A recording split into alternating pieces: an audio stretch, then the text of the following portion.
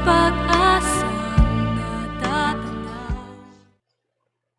Magandang araw, Marista! Alam niyo ba kung ano ang mahalagang kaganapan sa ating kasaysayan ang tinutukoy sa video? Tama! Ang video ay nagpakita ng ilang mga pangyayari noong EDSA Revolution na naganap noong 1986. Ang pag-aalsa na ito ang nagtapos ng panunungkulan ni Pangulong Ferdinand Marcos at nagpanumbalik ng demokrasya sa ating bansa. Kaya naman para sa buwan na ito, ating babasahin ang aklat na isinulat ni Russell Molina at iginuhit ni Sergio Bumatay III na pinangmagatang EDSA. Tayo ay sasamahan ni Binibining Corazon Bautista sa pagbabalik tanaw sa mga iba't ibang karanasan at kaganapan sa EDSA Revolution. Tayo nang balikan at sariwain ang isa sa pinakamahalagang pangyayari sa ating kasaysayan dito sa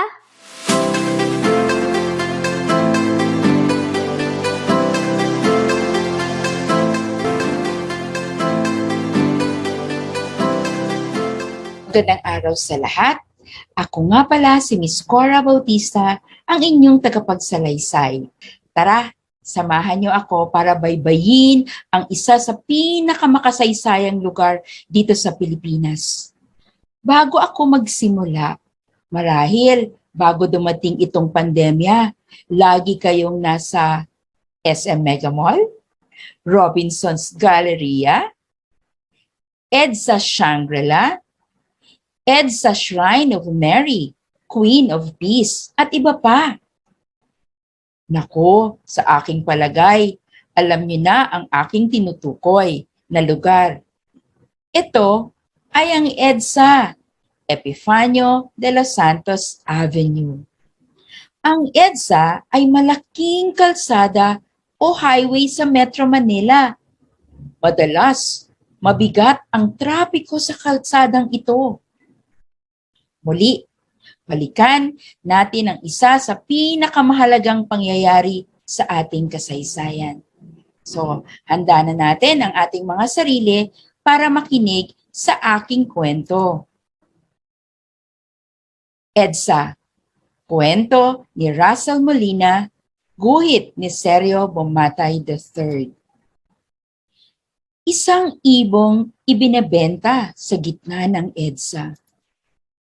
Dalawang radyong naghahatid ng mainit na balita. Tatlong dilaw na lasong nakayakap sa puno. Apat na estudyanteng umaawit ng buong puso.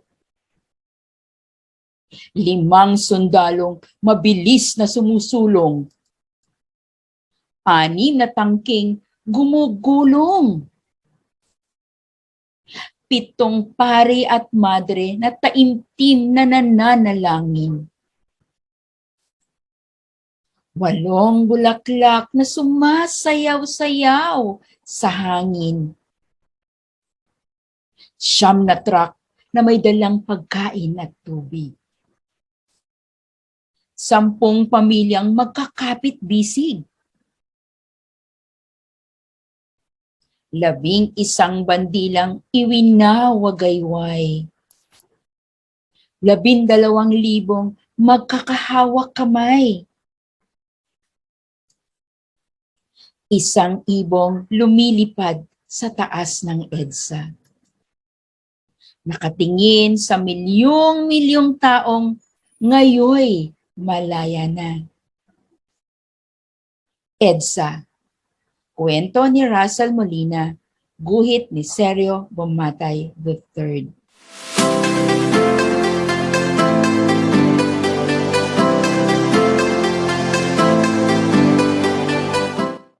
Maraming salamat, Binibining Bautista, sa pagtulong sa amin na gunitain ang mga nangyari noong EDSA Revolution. Bilang karagdagang kaalaman, narito naman ang mga ilang impormasyon na may kaugnayan dito. Para madali ninyong maalala, tandaan nyo lamang ang acronym ng EDSA. E, D, S, at A. E para sa Epifanio de los Santos Avenue. Ang Epifanio de los Santos Avenue ay ang kalsada kung saan naganap ang People Power Revolution. Nagsimula ang pag-aalsa noong Pebrero 22, 1986, kung saan humigit kumulang 20 milyong Pilipino ang nagtungo sa EDSA. Nagtapos ang pag-aalsa noong Pebrero 25, 1986, nang tuluyan ng mapatalsik ang dating Pangulong Ferdinand Marcos. Ang mga dating pangalan ng kalsadang ito ay North Circumferential Road, Avenida 19 de Junio at Highway 54. Sa lungat sa kaalaman ng nakararami, ang EDSA ay may haba na 54 kilometro, pero ito lamang ay may sukat na 23.8 kilometro. D para sa dilaw. Dilaw ang naging opisyal na kulay ng EDSA. Ito ang naging kulay ng mga ribbons, armbands, at iba pang paraphernalia na ginamit sa EDSA Revolution. Kaya naman, tinuring itong Yellow Revolution. Ang paggamit ng kulay dilaw ay nagsimula dahil sa kantang Tie a Yellow Ribbon Round the Old Oak Tree na inalaan para sa pagbabalik ng dating Senador Benigno Aquino Jr. 3 taon matapos siyang ipatapon sa Amerika. Tie a yellow ribbon round the old oak tree. S para sa shrine. Ang EDSA Shrine o ang Mary Queen of Peace Shrine ay itinayo 3 taon matapos ang EDSA Revolution bilang pagpupugay sa Birheng Maria dahil sa matagumpay at mapayapang pag-aalsa. Ang shrine na ito ay idinisenyo ni Architect Francisco Manyosa noong 1989. Ang isa pang shrine na naitayo ay ang People Power Monument na matatagpuan sa pagitan ng EDSA at White Plains Avenue. Ito ang tanda kung saan unang dumagsa ang mga taong nakilahok sa EDSA Revolution. Natapos ang paggawa nito ni Eskultor Eduardo Castrillo noong 1993. A para sa alsa. Ang pag-aalsa sa EDSA ay isa sa pinakamahalagang pangyayari sa ating kasaysayan. Ito ay hindi lamang isang krusada para sa kalayaan at hustisya. Isa rin itong kulminasyon ng pagpapakita ng pagmamahal sa bayan ng bawat Pilipino sa pamamagitan ng pagkakaisa. Sa kabila ng presensya ng mga sundalo at mga tangke, hindi naging magulo at madugo ang pag-aalsang ito. Kaya naman, tinagurian itong pinakaunang mapayapang pag-aalsa na naisagawa sa buong mundo.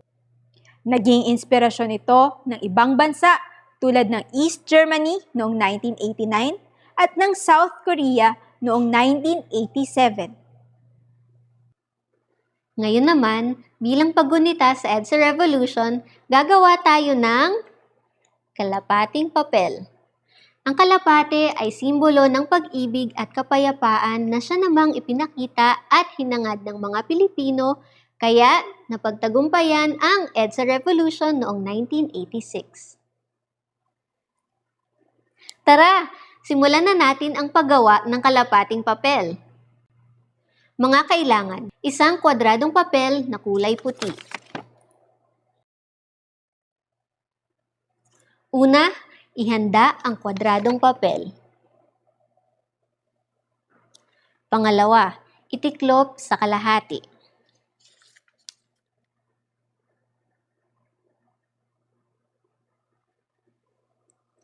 Ikatlo, itiklop ng bahagya pataas ang ibabang bahagi ng tatsulok.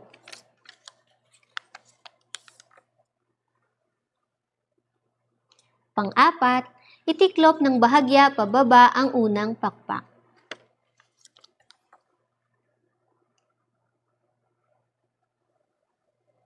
Pang-lima, itiklop muli sa kalahati.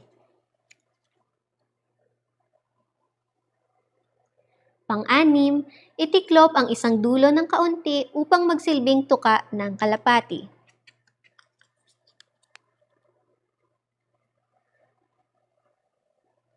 At pang-pito, itiklop ang harapang pakpak pataas. Gawin din ito sa kabilang pakpak.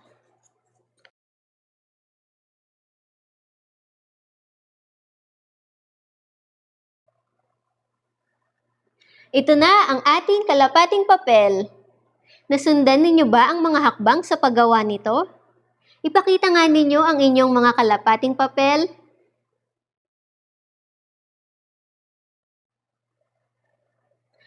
Hayan mga marista, naway magsilbing tulay ang ating kwento at ang kalapating papel upang manatili sa inyong mga kaisipan at puso ang tunay na diwa ng EDSA Revolution. Huwag din nating hayaang masayang ang kalayaang tinatamasa natin dahil dito. Tandaan, patuloy nating alagaan at ipaglaban ang kalayaan at demokrasya sa ating bansa.